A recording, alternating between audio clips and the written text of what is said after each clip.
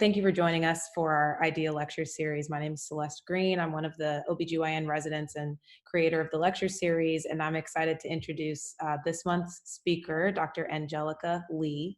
Dr. Leigh is an assistant professor of management and organizations at Duke University's Fuqua School of Business, for which we will forgive her for wearing the other blue, because initially she got her PhD in organizational behavior from UNC. So she is a fellow Tar Heel and graduate of the Keenan Flagler Business School. Dr. Leigh's research takes on a dynamic approach to studying diversity, and in doing so, she explores the often overlooked experiences and identities that might alter the effects of diversity in organizations. For example, her work examines the spillover effects of megathreats, which are large-scale diversity-related societal events, and how those events impact organizations and the people within them. Her research has been published numerous places. She has won a multitude of awards, which you can see listed here in her bio, including second place in the 2019 Informs Organization Science Dissertation Proposal competition. She's also a recipient of an outstanding graduating PhD student award from Keenan Flagler Business School, the Wayne Delosier UNC PhD Student Fellowship Award, and is a former president of the KPMG PhD Project Management Doctoral Student Association. Dr. Leigh has offered to give us her time and wisdom today to talk about how societal events can become catalysts of change in the workplace. So I am excited to turn over the floor to Dr. Leigh. Great, thanks. So first, I want to say thank you for the invitation. I'm excited to be here to share my work with you all, to connect with fellow Tar Heels. So I am, being at Duke means that I only got to stay in North Carolina, and I fell in love with North Carolina being at UNC, and I'm still a Tar Heel through and through. So excited to be here to talk to you about my research. So I guess in terms of questions, I think I'm going to have about 40 minutes of content, maybe a little more, maybe a little less. I didn't really time this, but about 40 minutes of content. And, throughout, feel free to stop me if you have questions, but maybe we can have like a question and answer session at the end. But if there's something that you want clarification on or just a burning question, feel free to pipe up. I'll have the gallery view up so I can see you all as I go through. Okay. And I'll be monitoring the chat. So if y'all have questions for Dr. Leigh during the talk, please mention it in the chat too. Okay, great. All right, give me 1 second to get this dual screen setup going so I can see you all as I present. Okay, I'm there. All right, so thanks so much, Celeste, for the introduction. As she said, the title of my talk today is how can societal events become catalysts of change? And so in thinking about the agenda for this talk, or giving you kind of a preview of what I'm going to discuss, I'm going to first talk to you in general about my research related to events that I call megathreats. And so I'll define those events for you and really go through some of the theory that I've been building and the research that I've done over the last couple of years, looking at the influence of these events on people at work and our identities and cognitions and emotions in the workplace. And then I'll kind of follow that up or end off on really getting to this point of what can we do next, or how can these societal events become catalysts of change. I think we've seen the fact that we've seen evidence of this summer, but there was also evidence of this a lot before. We kind of had this social justice, racial awakening summer of people doing things and speaking out in their workplaces as a result of these societal events. So I'll talk through the effects of that and some of the behaviors that I think and I've found are the most positive in creating or starting to initiate change in organizations. And then I'll end off with some questions. So to begin this talk, I always like to give people a sense of how I came to research this topic. So I actually started this line of research after my first year of grad school at UNC. And what happened is that summer, I was working on typical grad student, PhD student things. So I was working on, putting together a lit review and working on designing studies for research projects that I was working on, where within the span of 24 hours in July of that summer, I watched videos of two Black men being killed by police. The first was of Alton Sterling, who was killed in Baton Rouge, Louisiana, outside of a gas station. And the second was of Philando Castile, who was killed during a traffic stop with his girlfriend and her daughter in the car.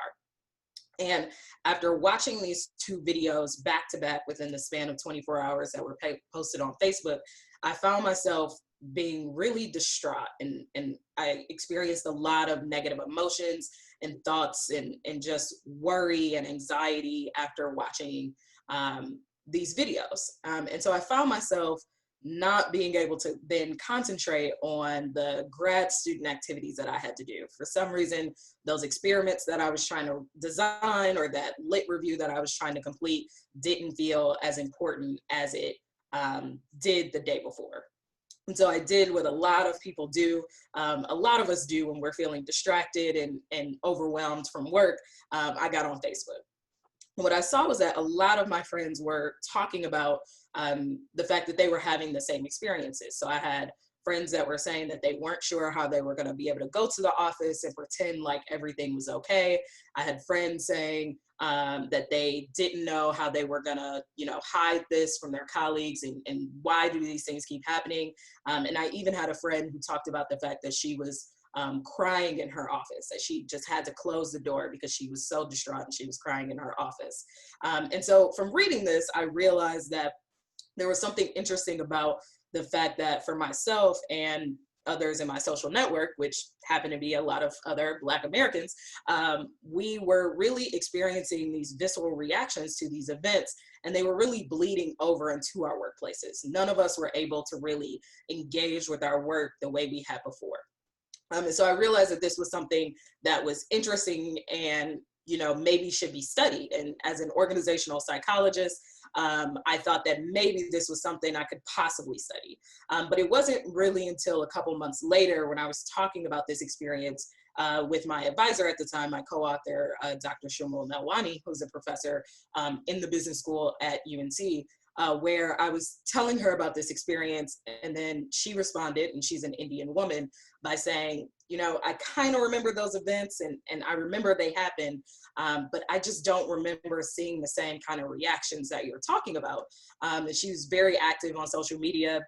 And so for her, she realized that there was something interesting about the fact that, her social network was different than my social network. And so therefore these events were having different effects on us. And so from that, from that conversation about it, that really sparked our line of research. And I've been doing a lot of this research in conjunction with her, of really trying to understand the influence of these events on people at work.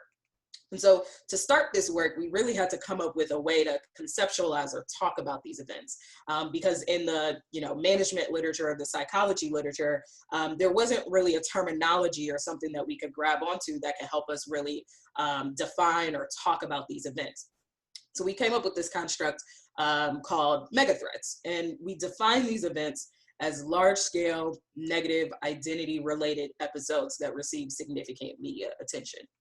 When you think about this definition, it really has three parts. So the first part is really this idea of it being identity related. So this example that I have up in front of you is a snapshot from the 2019 El Paso Walmart shooting. And so you can recall from that mass shooting that happened last summer, or 2 summers ago now, that there was a lot of talk in this mass shooting, different than the other mass shootings that have happened in our country, about the fact that the shooter specifically targeted or went after people of Mexican descent. And so there was, news articles and news stories about the fact that, he drove specifically to El Paso to find more people that were like that.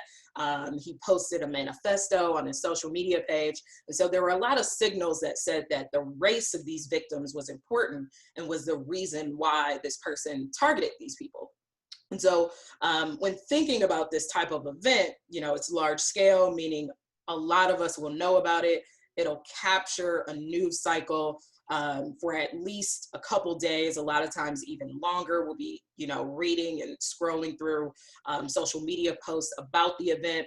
They're negative, and so in the case of the shooting, multiple people, multiple lives were taken, so it's especially negative. But this identity-related component, I think, is the part that separates these events from other more broader negative events that may happen in society. And I also think that this identity related piece of it is the really spark or the reason why these events end up staying alive for us even when we enter the workplace.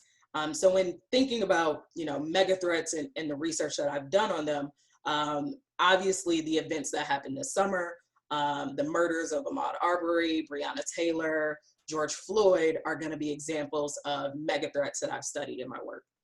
But I also studied the effects of other types of events that are related to other types of identities. So related to gender, so the Judge Kavanaugh hearings about the sexual assault allegations from Dr. Christine Blasey Ford, and then also the separation of U.S. Mexican families and other Central American families at the U.S.-Mexico border.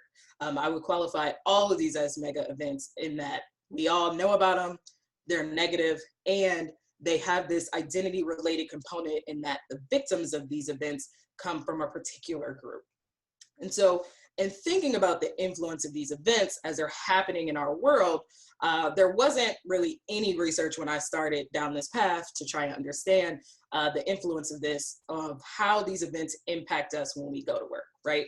We've got social media, our phones are keeping these events alive for us day in and day out. How does this influence people at work? And so that's really been the central question that has guided a lot of my research over the last couple of years. So I'll talk to you a little bit about the theory that I built in my dissertation around this, and then I'll show you some results from the studies that really kind of shows or demonstrates this theory, or provides evidence support for this theory that I proposed in my dissertation. So when you're thinking about, a mega threat, this event occurs, you're reading the news, all of us implicitly, when we read about an event or hear about an event, we'll first ask ourselves, is this event relevant to me? And because mega threats are identity related, your next question related to these events is going to really kind of be implicitly, am I also a member of this group? And if the answer is yes, I find that this means that people then come to the conclusion that this could happen to them. So an example of this is, in Trayvon, in the wake of the shooting of Trayvon Martin, then President Barack Obama was quoted as saying, if I had a son, he'd look like Trayvon Martin.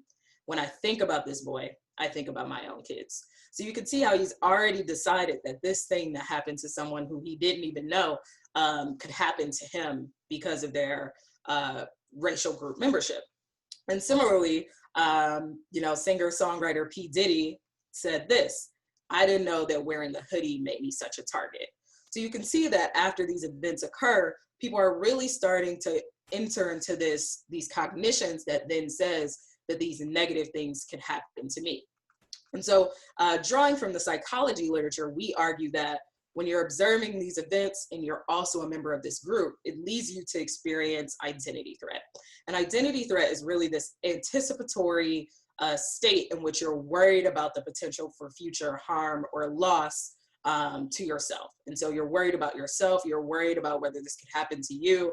And in particular, it really heightens the salience that, your group and most of the events that I focus on are related to stigmatized identities, or so those that are devalued in our society. And so what that means is that it reminds you as a member of that group that you could be the target of discrimination, that this type of things happens to people in your group all the time. And so it then puts you on guard and you're worried about this similar experience. And so you engage or you experience this feeling of threat. So, but then the question becomes, okay, you've read about this event, you've heard about it, you've seen the reactions from your friends on social media. There are a lot of emotional messages and things that normally accompany these events. You're now experiencing this threat. Well, then the question becomes, how do you then manage that or continue to function in the workplace while experiencing this threat? And in the management literature, there's been, probably 2 decades worth of work that kind of started in the early 2000s about how people manage their identities.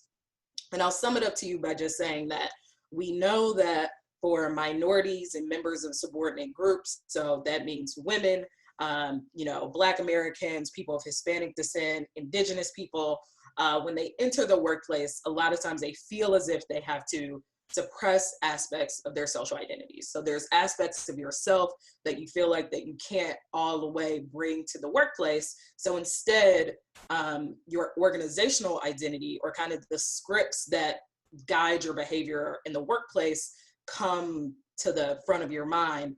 And so you're no longer really acting out some of the things that you would if you were around your family or your friends, where you could be more comfortable and be more yourself. And so we also know that this happens because professional standards, which are really based on kind of white Eurocentric norms, really dictates that a lot of the things that come along with being a minority in this organization, or a minority in the world, goes against those professional standards. But so this kind of a lot of times happens automatically. You enter a workplace, you find out whether you can be your total self or not. You find ways to maybe integrate your identity, but a lot of time minorities will suppress their identities. And this becomes an automatic process after you've worked somewhere for a while. But we argue and we find that this identity threat that people experience as a result of mega threats leads your identities to be really salient and remain active even when you get into the workplace. So you read about this event, you're experiencing this threat, and then you go to work, and now something that used to be easy for you to suppress is really difficult for you to suppress. And so what we argue, and so an example of this is from this quote. In the wake of the shooting of Michael Brown, which happened in 2014 in Ferguson, Missouri, a journalist was quoted as saying, Mike Brown was killed 4 months prior, and it was all over the news. I wasn't prepared to have people walking around me with the privilege of not being affected. So you can see in this quote that even months later, she's still thinking about the fact that this event happened and she was experiencing this threat, this really negative experience. And she realized that the people around her weren't having those same experiences because they weren't in her identity group. And so we argue that because of this, it leads people to engage in this laborious process where they have to now actively think about suppressing their identities and this negative threat related to their reactions to the event. So this is our formal definition of identity labor, but basically I'll just tell you that it has two components. First, it means that you're suppressing your identity, or really these cognitive negative thoughts that are related to your identity and to the event. And it also means that you're really actively avoiding having conversations with people about the event. And I'll actually come back to that at the end of my talk. I actually believe that we can start to more readily engage in these conversations about mega threats, that it actually reduces a lot of these negative processes that I find. And then the second piece of this is that you engage in emotional labor. So emotional labor in our literature is really talked about, the enhancing or suppressing of emotions to meet work demands. A lot of the research on emotional labor is done with people in customer service roles. So people who have to deliver service with a smile, regardless of how they're feeling. And we know that there are a lot of negative effects when people start to fake their emotions. So if you're feeling really bad that day, but you still have to deliver service with a smile, so you start to fake being happy, there are a lot of negative consequences of that. Relatedly, we find that when these mega threats occur, you end up having to suppress the negative emotions that you're having, because it's hard to say to people, no, today is not a good day. I'm not feeling good. And then to go down the path of really talking about the negative emotions that you have with your colleagues, because it really breaks the norms of what you normally talk about and say to people when you're at work. And so here's an example of this. This was a quote from a post that was posted on Medium this summer after the murder of George Floyd. And so this writer wrote, "Your Black employees are exhausted. Your Black employees are scared. Your Black employees are crying in between meetings. Your Black employees have mentally checked out. Your Black employees are putting on a performance." And so this is really just a demonstration of this theory that I'm talking about, and particularly this part of putting on a performance. The fact that you feel like you have to put on a performance, you have to be okay, even though you're not, is what I argue is identity labor. And so basically, I just argue that when you're experiencing this threat, because of the combination of professional norms that stop us from really having these vulnerable, in-depth conversations about negative aspects of identity group membership, and the fact that it's just normally not appropriate to show negative emotions at work, that you engage in this identity labor process that really forces you to actively suppress what you're feeling and what you're thinking. So then the downstream consequences of this, I'm sure you all can guess, is negative, right? So if you think about the fact that you're engaging in this effortful process of suppressing your cognitions and your emotions, and it's really taking you your mental resources to do this, you can imagine that this would then leave you to not have a lot of energy to devote to your work tasks. And so I find that what happens is when people engage in these processes of identity labor, that it leads to higher levels of task withdrawal. So it just means that you're really avoiding your work tasks or putting in less effort than you normally would into your work tasks. And I think maybe even more importantly, it leads you to interpersonally withdraw. So you know that in going to talk to people and interacting with your colleagues, you're gonna have to put on this show. And so instead of going to interact with your colleagues or talking to them or interpersonally connecting with them, you end up withdrawing and avoiding talking to people that day because you just can't with people that day or for days after the event. And so that's kind of the theory that I built in my dissertation. And so I wanted to show you, I've got numerous studies actually around this, so it was hard to break it down to just one, but I think the most important study, or the study that I think provides the best evidence for this, is the longitudinal study I'm gonna show you today. And so what I did was, in order to understand the effects of these events, I first actually contacted about 700 people online to fill out an initial survey. And this included people that identified with a lot of different identity groups. So this included Black Americans, white Americans, and then also women and men, and obviously, and then also US immigrants. And I think the hardest part about my work is that I literally have, for the last 3 or 4 years, just sat around and waited for bad things to happen, and then surveyed people after those bad things, which has been rather depressing, but I keep going because this stuff is important. And so what happened is, a couple of months after that initial survey in May of 2019, 2 stories really broke about police shootings involving of Black Americans. So the first was actually the verdict of the Botham Jean trial, where Amber Geiger was sentenced to 10 years for that shooting. And then 11 days later, a Black woman named Tatiana Jefferson was killed in her home after police came to do a wellness check in her home.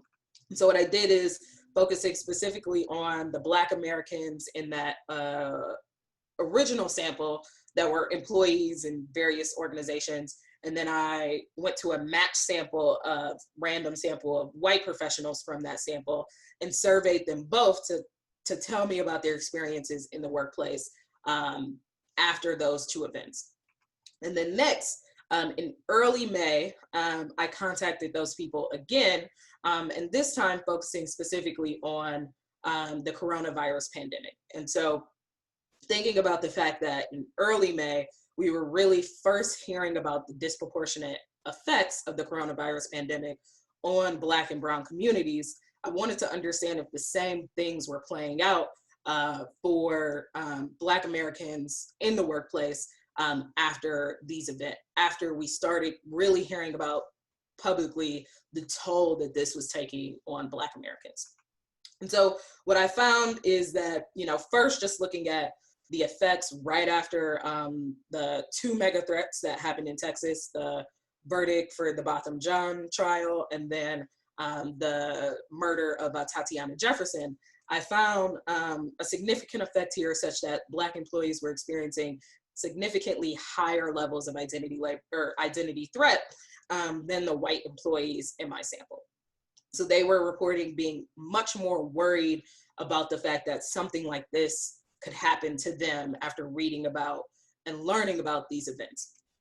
And then next, I found that this identity threat really mediated experiences of identity labor.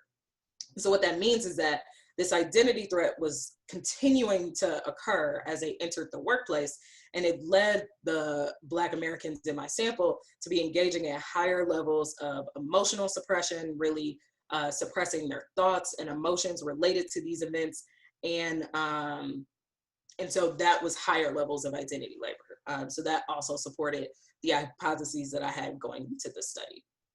And then finally, looking at the kind of full path model results, what I found is that this higher level of identity labor had a direct impact on their work behavior. So they engaged in higher levels of task withdrawal and interpersonal withdrawal, meaning that they were engaging in behaviors like avoiding their work colleagues, spending more time on personal matters and on social media in the workplace in the days after these events.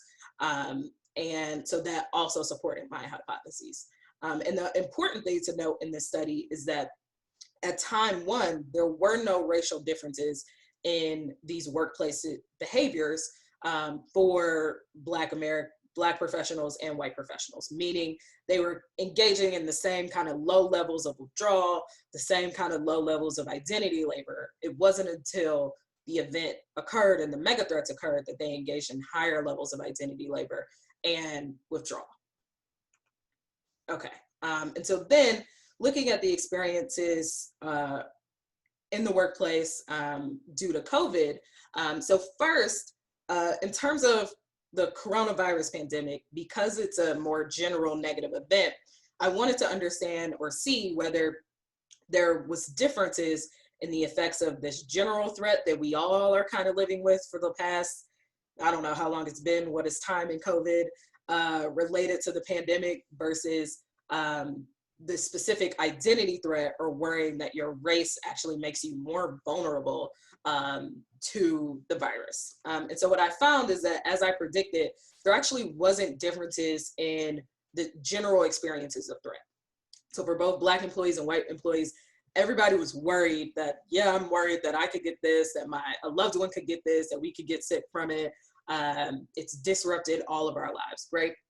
But the interesting part about this is that when asking people directly about whether they thought their identity or their race was an important factor related to the pandemic, or was an important factor that could lead them to be more vulnerable to the coronavirus, Black Americans were significantly more likely to say that. Yes, I'm worried, my race makes me more vulnerable, my community is more vulnerable because of COVID-19.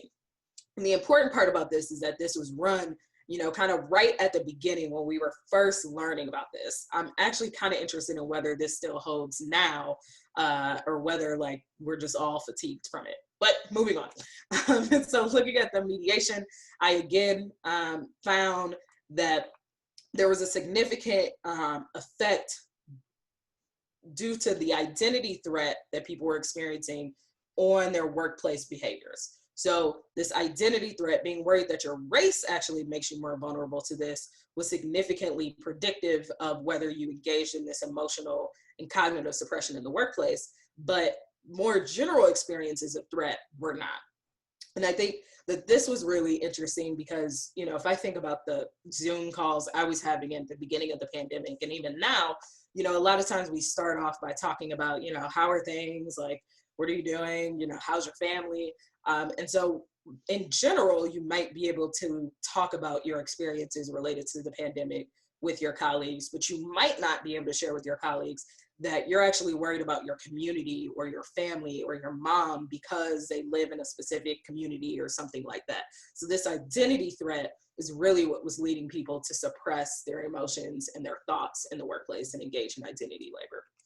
And then finally, I again found that this led to higher levels of withdrawal from tasks, but I actually didn't find support statistically, although it was directional for social engagement or social withdrawal.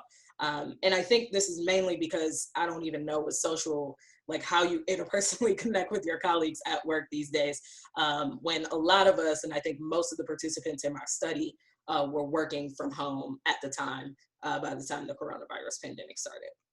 So to kind of wrap this up or, talk about the summary of these results, I really find empirical evidence that shows that, when mega threats happen, it leads people who are members of the group who share identities with victims of the event to experience higher levels of identity threat.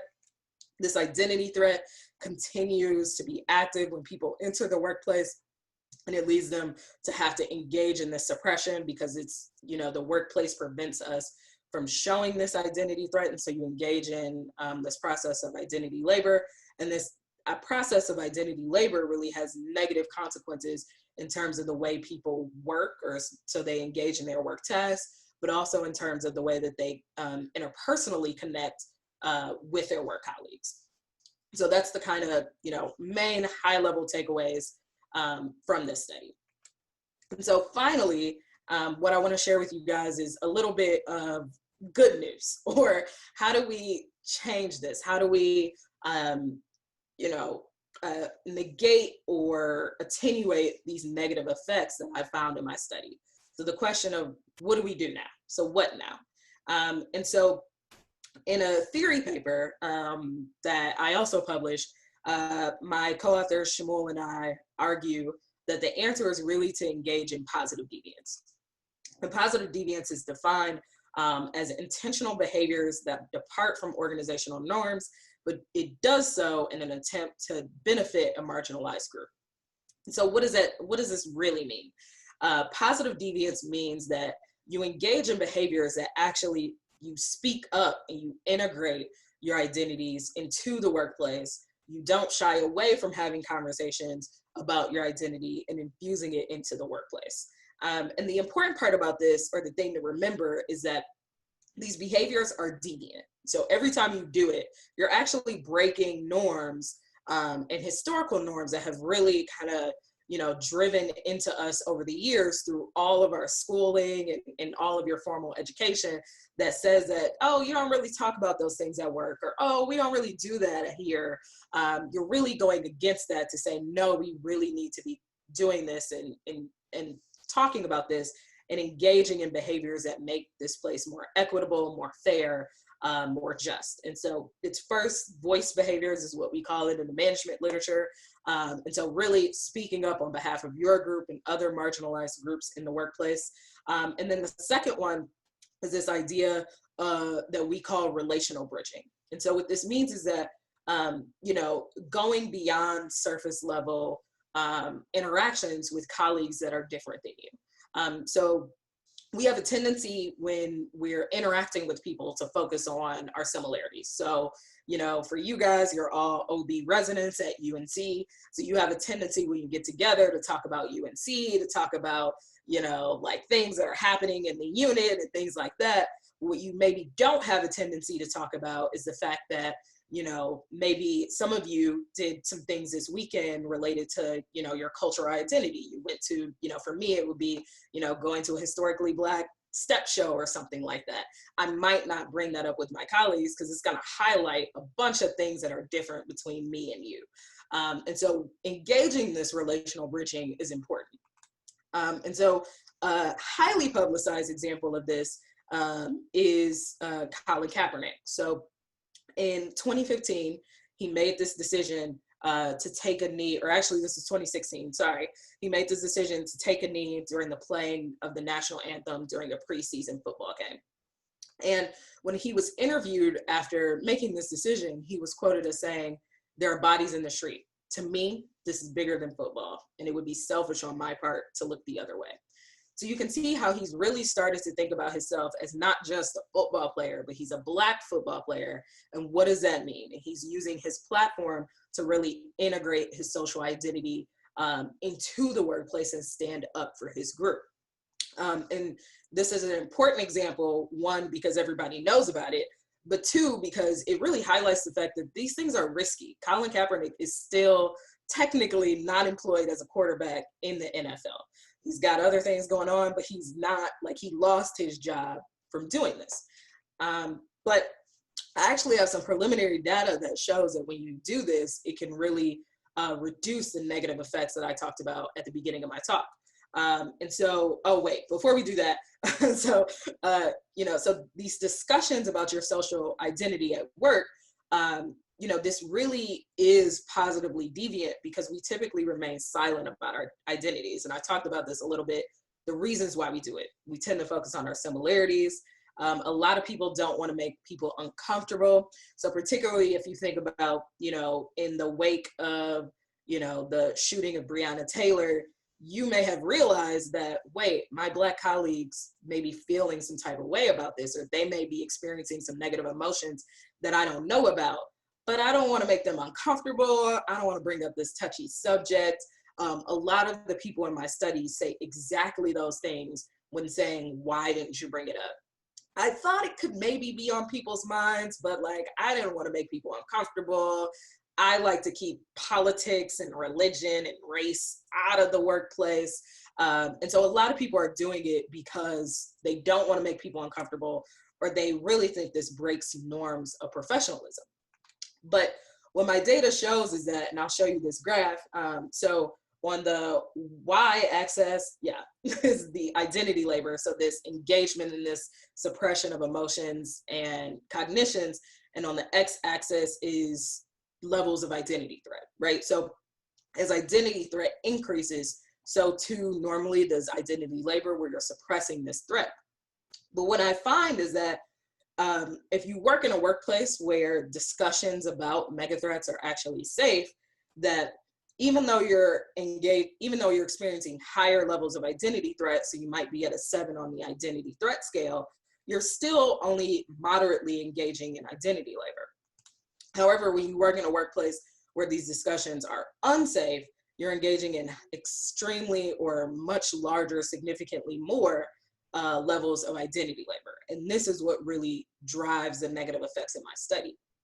So this is starting to suggest, and this was really from qualitative responses, we ended up coding them to really understand what was going on. And so this is starting to suggest that as people's workplaces become more safe for them to talk about mega threats, and to really just be able to say, today it's not a good day. I'm not feeling good. And to have the person who you say that to says, yeah, I get it. I saw, I'm sorry that this keeps happening to you, and I can't believe it either. And we, we're here for you. Really can work to interrupt these negative processes that occurs after these events. And so in thinking about what types of positive deviance you can do in your workplaces, I first always like to encourage people to just be open and talk about race and other social identities, and to do this often. And the reason this is because as you get more comfortable talking about the fact that you're different, talking about the fact that you may go to different restaurants or do different things on the weekend, or, have different ways of worship or whatever, as you talk about those implicitly more, it'll make it much easier when a bad thing happens in the world for you to say, oh yeah, I saw that thing, or for that person to feel comfortable saying to you, I'm not okay today.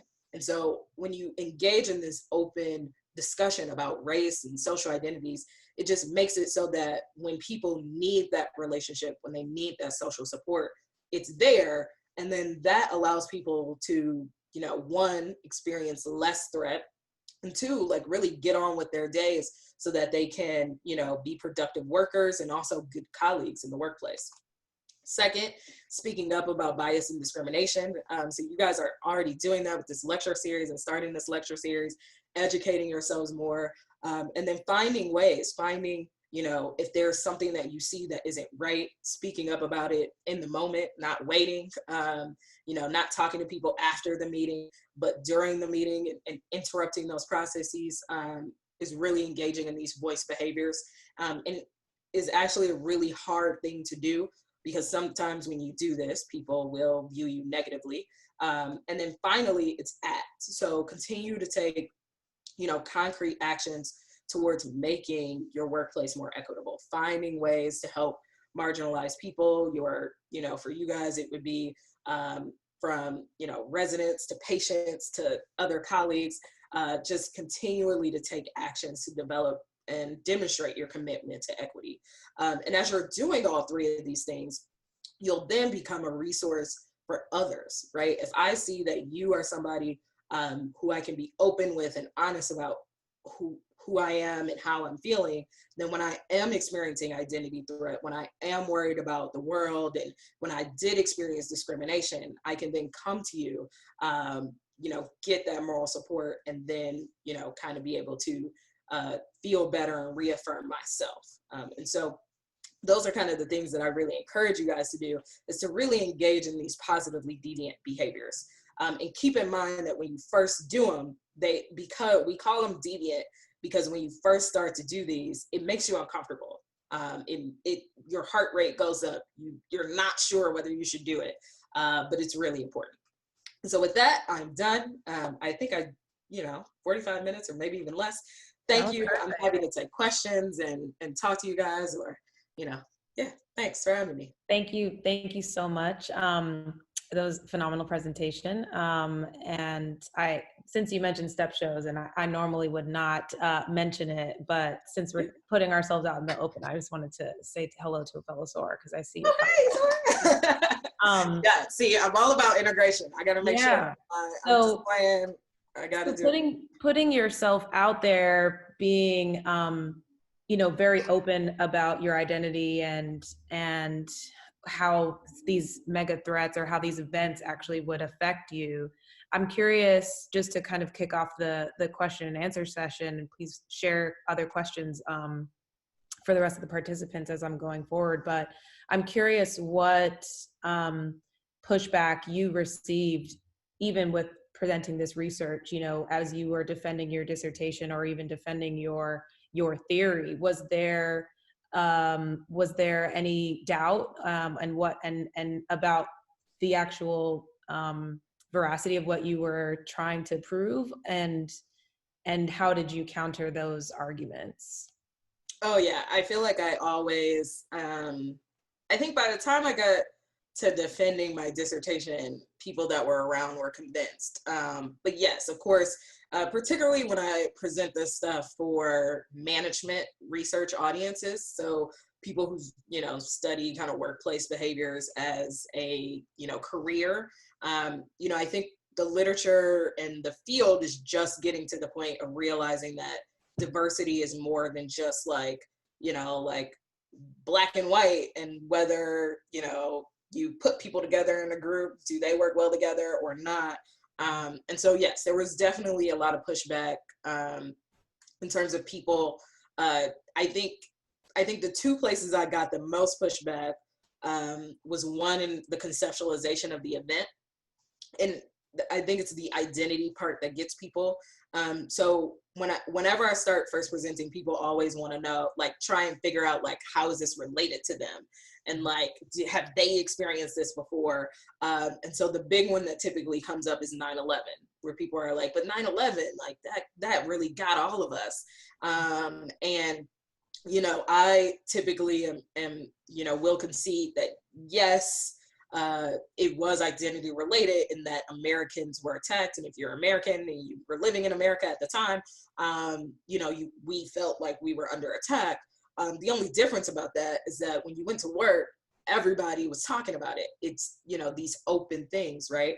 And so the way I typically, you know, will think about that is to try and remind people that, like, you know, when we go to work, we engage in small talk where we talk about the news and the weather all the time. But why is it that we will then avoid purposefully talking about, you know, the, George Floyd or something like that. People will avoid bringing it up, even though we all have, that people have heard about it and read about it. And so to me, that is kind of the sticking point that normally gets people like, okay, she's right. I don't talk about that at work. Like, she's right. I won't, but I will talk about, when Hurricane Florence comes through North Carolina, we will talk about that negative events, and everybody will talk about, where'd you go during the hurricane or whatever.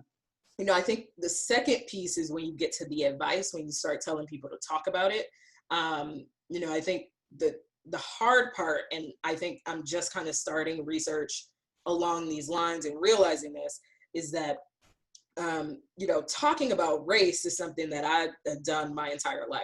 Like, it's something that I could never get away from. And so I think I'm just getting to the point where I realize that there are a lot of people who have never really had a significant conversation about race before in their lives. And so now I'm telling them, like, when that mega threat occurs, like, talk to your colleagues about it. And they're like, well, like, we can't do that. Like, we can't be talking about these touchy subjects. But the problem is that, my empirical data is starting to show that no, actually talking about it helps, or at least being a place where I could talk about it helps. Even if I decide, in the day or two right after it, this is just too much, I like legit can't talk about it because I'm experiencing too many negative emotions. Just knowing that I could, is something that could help me, tuck it away so that I could focus on my job, at least for a little bit. And so I think I have gotten a lot of pushback on the talking about it. And so I'm encouraged that now I'm starting to get some empirical data about it, because in the beginning it was kind of just like me saying, like, we should be talking about this because people are suppressing it and it's bad. But the empirical data is starting to show that now too, which is good. But yeah.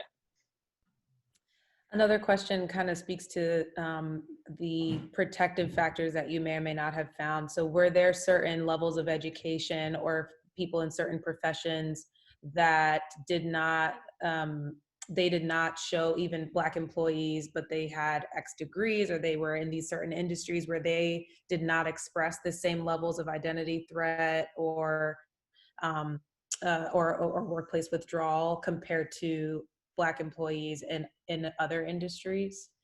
Did you Yeah. find any of that in your research? Yeah, so I didn't really find that any of the professional controls that we had. So things about like the type of job they were in or the industry, none of that really mattered. There were even other things that we put in terms of your relationship with your manager and the overall climate of the organization for diversity, but in a more general sense. And those didn't really help. Really, the only thing we found that like turned the negative effects off was the being able to discuss it. And so another thing that another thing that I thought was interesting, or that I always find interesting as I'm doing this, is that when we talk about identity, particularly in the psychology literature, identity is like, okay, I'm a member of that group, but then how identified am I with it? Like, how closely do you feel to that group or not, right? You could be a member of the group, but not really affiliate with them that much, or have low levels of identification. And I think the interesting part about mega threats is that what I find is that unlike most of the things that people study related to identity, where identification or your level of affiliation with the group matters a lot, for mega threats, it doesn't matter as much. It's much more like, am I a member of this group? And I think it really is because, particularly with a lot of these events that I study, these physical markers of being in the group is kind of what matters the most if you think about it, right? When we're thinking about a police interaction, it doesn't really matter how Black you feel. It's much more about like, do they think you are Black? And so that's been an interesting thing too for me to see, is that unlike a lot of the other things that we talk about, where your level of identification with the group matters a lot, it doesn't seem to matter as much here. Oh, Celeste, I'm muted.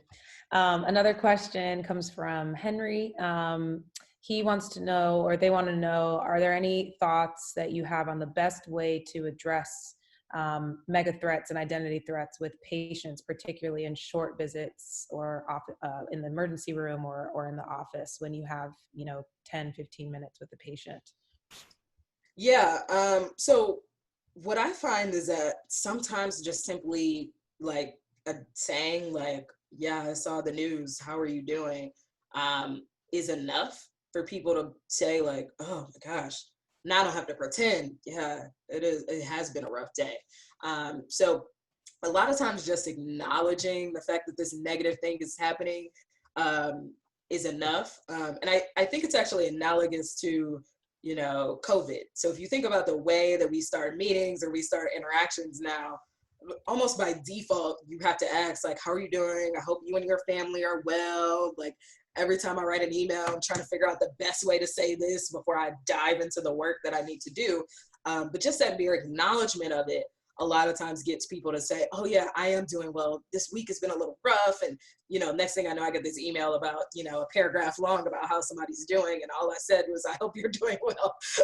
And so a lot of times, particularly in short interactions, just like simply acknowledging the fact that things might not be okay is enough, particularly because, especially in this country, we have a default where when you ask people how are they doing, oh, I'm good, how are you, I'm fine, how are you, like it's never real. Like it's never like really how you're doing. And there's always a question of like whether you actually want to know how I'm doing or we're just engaging in this small talk ritual that we engage in. And so I actually think just simply kind of acknowledging it, bringing it up, and if that person is kind of like, oh no, I'm doing okay, then that's fine. You created that space, and then that allows that person to then authentically say, how they're doing and feeling. Hmm. Do you think this is something that can start at any level of the, I guess, employee rank? Should this come from management? Should this be something that, we have a lot of medical students on the call who might be interviewing for residency soon. Should this be something that they're looking for from their future departments where they're going to be doing their training? Or is it something that at any level, someone can kind of bring this expertise and try to change the culture about? Yeah, so I feel like this is part of the it feels like a practical implications part of our paper, of my paper, where we really talk about the fact that, so the short answer to your question is yes, we talk, or like at every level we kind of talk about the things that organizations or like leaders within organizations can be doing to set this culture, this norm that people, it's okay for you to bring your whole self to work and to really talk about who you are and to integrate that into the workplace. We talk about the fact that, and that's more at a like leadership, like top management teams. I think managers or people who like specifically have like lower level employees that report up to them are the ones that I think are kind of the most critical in this process, because they tend to set the norms of what happens, day to day within your unit or your team or whatever, right? So if you have a manager who, is comfortable talking about, differences and will bring it up periodically in meetings or in, team, whatever, like let's highlight this thing, let's talk about these holidays, let's integrate these aspects of ourselves and our cultures. You then allow yourself to have a open environment where when somebody needs that social support, they can get it. And so, from a manager perspective, we really talk about the fact that, managers need to be, talking more to their employees, really understanding the identities that are important to them, understanding where they come from, and creating a space so that people can then feel comfortable to reveal, the importance of both their, the identities we can all see, but then even the ones that we can't see. And then, finally at kind of like a, resident to resident level, this like engaging in these open discussions where you frequently talk about your differences and, are doing it in a celebratory mode. And, a lot of times there are a lot of benefits of that that have also already kind of been shown in the management literature about allowing people to integrate aspects of themselves helps. And for me, I think taking that to the next step, it not only helps like baseline, but then it helps when you really need that support. And so, yeah, I definitely think particularly, and I think you're in a great time to assess this if you are like interviewing and looking at places, because we had a big summer of mega threats. Like there were, things were going down this summer. And so this question of, how did that department respond to it? Was there, an email that went out from the chair of the department or the head? I don't really know the structure, but like the head of the department that said, like, we are against these things and we're here to support you. Were there conversations amongst the residents about the things that were going on and supporting each other? You'll be surprised with how far, just an email that acknowledges this can go, to help people just feel reaffirmed and okay so that they can do their jobs. So yeah, I think, really assessing how your departments responded this summer could be a great way of making the decision of like, okay, this is a good place for me, or no, it's not. And then for our final question, this comes from John, one of our co-residents. He says, I've noticed that I have people in my social circle who consume a lot of conservative news media. And I've noticed that there are certain stories these news sources fixate on that seem to play on anxieties that white people are being victimized. I've often heard these individuals describe their reaction to these stories as similar to what your research describes as something that could happen to them. Is there any research into how this kind of media could be using the concept of mega threat to harm social equity efforts? So there isn't any research on that yet. I am actually kind of down the path of thinking about this. So I collected some data during the election this past month, particularly looking at, and the hard part about this is that I had to hope that the outcome ended in a way that I could see this, which it did, in terms of whether, white people within my sample were experiencing, those that were more concerned about, losing power and losing status and things like that. And there were some survey items in there, whether, they in particular took the result harder than others who are also conservative. And I do think there is some other research. I've talked to some folks in the social psych department in Duke that are also thinking about, white threat. I think it's become, I would say that traditionally and mostly in psychology, this research is done. In the business school, we kind of borrow these concepts and are like, but at work. So most of these research is done in the psychology or social psychology realm in terms of identity threat. Traditionally has focused on marginalized groups. But over the last couple of years, I think based on society and this recognition of the fact that majority groups are experiencing threat, particularly white people and white males are really showing threat responses and reacting negatively to those. I think that research is starting to be more ongoing, but I definitely think that there is something to be said about, like, that is the enemy to a lot of social justice efforts, is the fact that people are experiencing threat because of the fact that they're worried that they're losing power or status or whatever. And so that actually is part of why we say it's deviant, because those people are then going to react negatively to you when you start doing some of these things. And so you kind of have to know that that might be a consequence of these activities, which is what makes it hard to do. Sure. Well, thank you for doing the hard work. We are really, really grateful for your time and for sharing your research with us, and look forward to learning more and hearing more from you in the future. We have a survey up that I'll put the link again in the chat.